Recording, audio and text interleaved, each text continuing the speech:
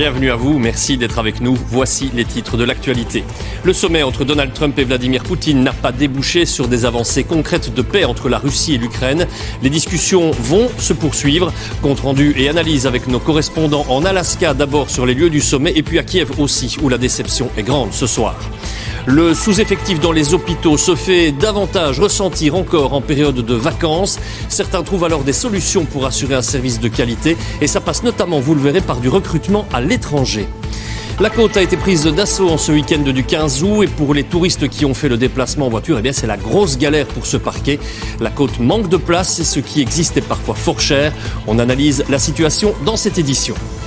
Les feux, toujours à la une de l'actualité aussi dans le sud de l'Europe. L'Espagne et le Portugal sont toujours très touchés. 4 personnes, dont 2 pompiers volontaires, sont décédées au cours des dernières 48 heures.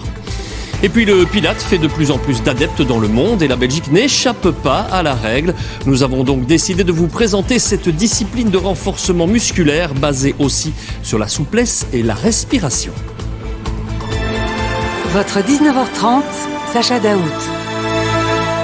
Un sommet pas à la hauteur. Madame, monsieur, bonsoir. La rencontre entre Donald Trump et Vladimir Poutine a déçu les observateurs qui attendaient des avancées vers une paix entre la Russie et l'Ukraine. Le président russe. À suivre dans ce journal, la montée des eaux dans la ville d'Alexandrie en Égypte. Elle a déjà provoqué l'effondrement de centaines d'immeubles et la mort de dizaines de personnes. Rencontre aussi avec un jeune luthier, loin des fabrications artisanales. Il prend le temps de fabriquer et de raconter son métier à quelques visiteurs. Puis à propos de visite, on va en faire une dans un camp viking installé à Dour. Des passionnés de l'époque ont reconstitué la vie de ces gens du Nord, une passion qui a un coût et il est parfois élevé.